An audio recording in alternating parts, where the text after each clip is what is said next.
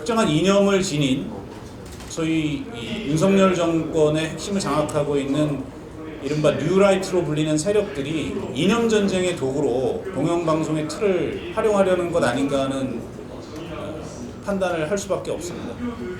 최근에 KBS 역사저널 그날에서 벌어지고 있는 이 논란의 끝이 어떻게 될지는 지켜봐야겠습니다만, 프로그램 폐지 이후에 KBS 내에 제작진을 물리치고 프로그램을 외주화시킨다든가 하는 방식으로 해서 윤석열 정권과 저희 극우 진영이 원하는 형태의 방송 프로그램을 만들어내는 시도가 있지 않겠나라고 예상을 할 수 있겠고요.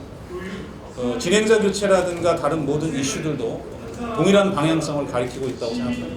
미디어 오늘 지금 KBS와 YTN 등 소위 윤석열 정권의 편향적인 인사들에 의해서 장악된 것으로 평가받는 방송사에서 벌어지고 있는 일들은 결국 윤석열 정부와 집권 여당이 갖고 있는 공영방송에 대한 철학의 문제를 저는 드러낸다고 봅니다.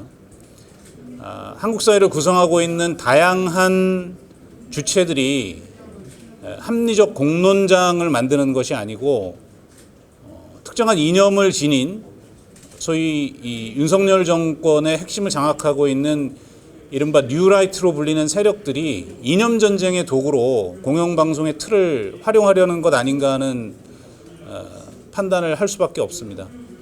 최근에 KBS 역사저널 그날에서 벌어지고 있는 이 논란의 끝이 어떻게 될지는 지켜봐야겠습니다만, 프로그램 폐지 이후에 KBS 내에 제작진을 물리치고 프로그램을 외주화시킨다든가 하는 방식으로 해서 윤석열 정권과 소위 극우 진영이 원하는 형태의 방송 프로그램을 만들어내는 시도가 있지 않겠나라고 예상을 할 수 있겠고요.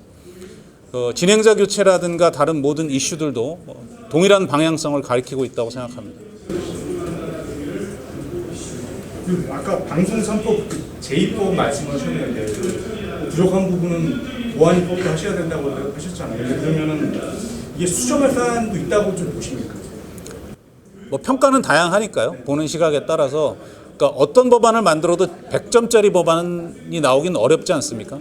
다양한 한계를 지닐 수밖에 없고, 다만 지금 입법의 가장 중요한 목적은 공영방송 이사진을 지금처럼 법에도 없는 관행으로 여야가 6대3으로 나눠 먹고 7대4로 나눠 먹는 이 거대 양당의 분점 구조를 깨고 이 논의 구조를 다양화할 수 있다면 무엇이든 저는 진일보한 논의의 형태가 될 수 있다고 생각합니다.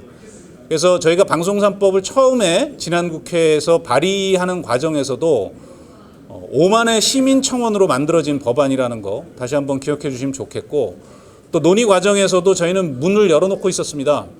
더 좋은 대안이 있다면 얼마든지 논의할 수 있다. 대안을 내놔라. 국민의힘 아무런 대안도 내놓지 않았고, 언론노조를 포함한 이 자리에 있는 현장의 언론 노동자들을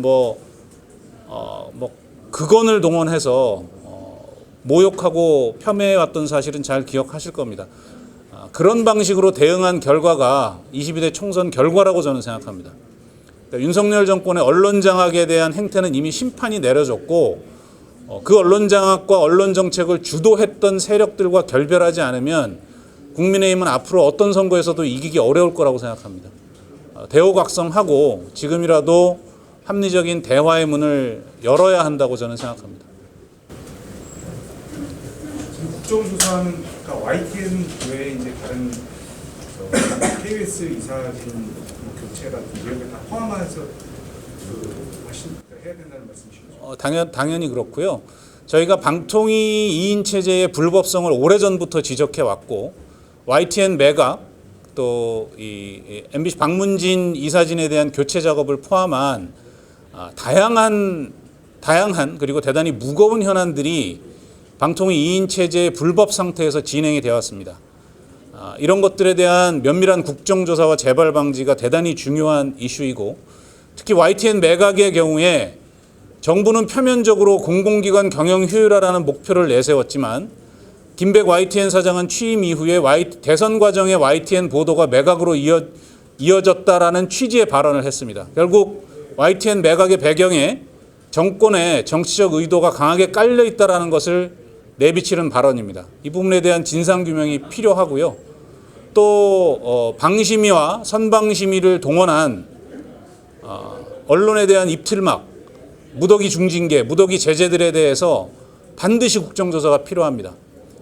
상당수의 징계들이 이미 법원에서 집행정지 결정이 내려지고 있고 상식 이하의 결정, 회의록을 보시면 이건 코미디예요.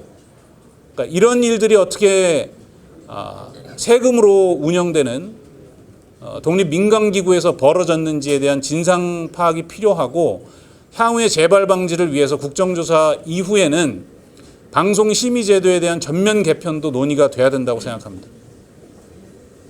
오늘도 민주주의의 근간인 언론의 자유를 지키기 위해 그리고 국민을 위해 더 도움이 되는 보도 그리고 권력에 눈치 보지 않고 날카로운 대한민국의 민주주의를 위한 보도를 위해 힘쓰고 계시는 모든 언론인분들께 존경의 인사와 연대의 인사를 전합니다.